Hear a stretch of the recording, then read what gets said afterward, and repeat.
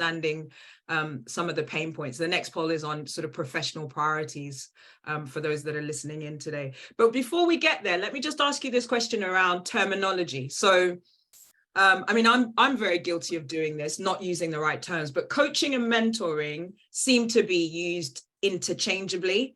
And I'm not always sure what the difference is. So I would love to, first of all, understand from you as the experts what the differences are, and then find out whether you have a preference for one over the other. I mean, I know you're all coaches, but do you all mentor as well? How does it work? So Morenike, if I could come to you first, what's the difference between coaching and mentoring? Sure. So what I would say about mentorship is it typically is someone who is farther behind on the path than you. It doesn't mean that they're necessarily older than you, but a sixth year, you're a first year, someone who is on a similar journey to you and is coming to you to share your experiences. So it's really, I've gotten someplace that you're looking to get, I've achieved something you're looking to achieve. This is the roadmap for how I did it. These are some of the pitfalls, and the goal and I think benefit of mentorship, or one of the benefits, is that I get to have that 2020 hindsight benefit because you've already done the thing I'm trying to do. I can learn from what went well and what mistakes you made and how you corrected them. And so hopefully my journey will be smoother and I will get there quicker, or at least with a little bit more ease because you've been willing to share it. I do think it's a little bit more of, this is what I did and you should do it. So it's, to me, more of a playbook being handed, like the baton being passed, whereas coaching is really about you. And the goal is that you have most of the answers inside you. You need someone to create a space where they can help you to unearth them. They may be caked under a lot of layers. There may be limiting beliefs, imposter syndrome, all these other things at play that is clouding kind of your values, your vision, the clarity that you seek. Someone who can help create a space to refine some of those elements that I know Mirian was mentioning around EQ, like emotional intelligence, navigating difficult conversations. So it's not about me giving you the answer. It's about me supporting you and finding the answer and the goal. And it doesn't mean that that's going to look like the journey that I had, even if I went through something similar. I do think, and this is like, if you're like pure, like 100% coaching, it's technically, you only ask questions, you never really give answers. I think the reality is, we're attorneys, so we have been and navigated many of these situations. And so there is a component where someone may just ask, like, did you encounter this and what did you do? And sometimes I will share some of that, but with the caveat of like, now let's break down what were the facts that were present in my situation. Are any of those present in yours? Like, how can you take pieces of that and pull from it, but you don't need to replicate or duplicate it. So I think the goal is never for you to be emulating what my journey was. And there'll be more reserved, I guess. Coaches are going to be more reserved in sharing that because we don't want you to do it. We want to figure out what's best for you and what is going to help to accelerate you on the path in a way that is most in alignment with your goals. And so I think it's really you're focused and figuring out like what your path should look like for you versus here's what I did, go do the same thing. And not in a negative way. I think it's just practically a big part of mentorship is mirroring what's already been done. Okay. Mirian and Olivia, different views, other views? I think for me, that's a perfect explanation. The coaching process is a lot more creative and thought-provoking, which really creates that space to allow the coachee to really sort of dig deep. The coach must believe in you. They believe in your capacity, your resourcefulness to maximize your own potential. They won't be directing you or instructing you or advising you on how to do it just because they've trodden a very similar path. But they're there to go alongside you. And you know, we're all professional coaches, so it's really important how we contract with our clients. So if it's a coaching relationship, it's a coaching relationship.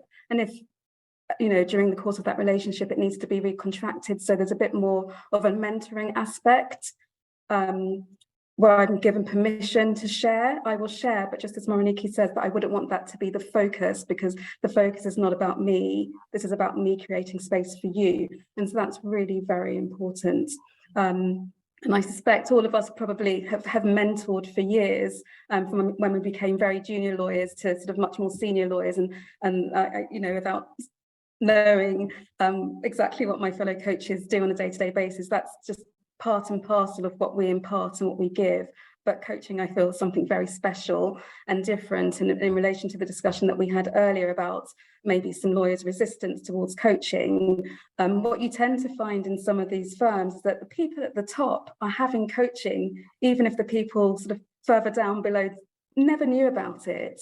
So it's really, you know, if coaching's not being offered by your firm, just like you might invest in yourself to buy that really, really good handbag, because you know that that handbag is worth 10 of these other bags and it's going to last for years because of the quality of the leather or the brand name and so on. You know, you can take the opportunity to invest coaching for yourself, even if it's not being offered, even if you haven't been recognized the leadership potential yet, because it's something that is going to unlock something that will last. Whereas if I just showed you how to do something, if I'm not there to show you, you might struggle to do it again. But if I've unlocked something in you, I've switched on a light within you, that's a resource that you can dig into again and again and again. But I'll always be there as a collaborator, as a partner, and as a champion. So that's what I would add. Yeah, excellent. Mirian, do you have a preference for one over the other, or other thoughts on what's been shared?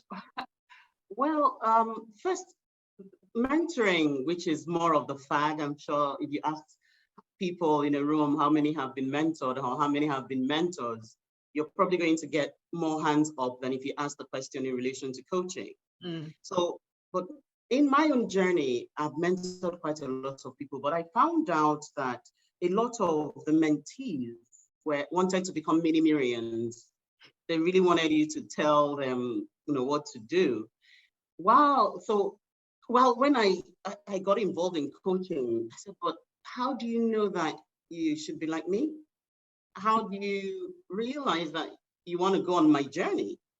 So if I were to talk about mentoring as against coaching, mentoring, I look at it more like a relationship between the mentor and the mentee that kind of enables an informal sharing of knowledge, maybe social capital, and very pragmatic advice, telling what to do, but also the sort of psychosocial supports that you give to someone for their work, their career, their business, whatever it is.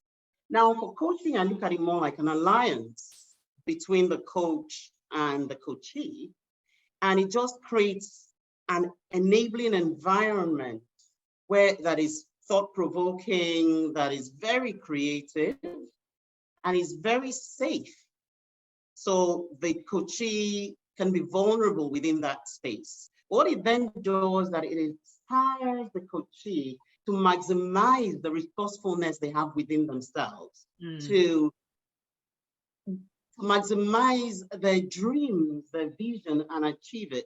And then it also inspires them to initiate, facilitate, create ways to achieve the goals they've set themselves, which will lead them to the bigger picture of their life. Yeah. So where you have a relationship that is mostly one way, sometimes two way, the coaching is more of an alliance. And so when I then get mentees, they need to find out what their own vision is, what their strengths are, what their values are, what the purpose they have for being on this earth is, and have those aligned. And by the time they have that clarity and they know where they want to go, the mentoring comes in. Yeah. And so that's why at this academy, we offer a hybrid of coaching and mentoring. Right. So we use the coaching tools to help them find that clarity, determine where they want to go. And at that point, you'll find that the next question is how? So how do I then do that? And that's where the mentoring comes in. Yeah. All right. So that's really what I wanted to add. That's great. It's great. And interesting that you've got, again, slightly different sort of approaches. One thing I love is just the passion that you all have for what you do. I mean, this is definitely making me want to reconsider doing. I've done coaching. I've been coached in the past, but I might need some more, guys. So, right, I'm just going to ask our audience. We want to check that you're.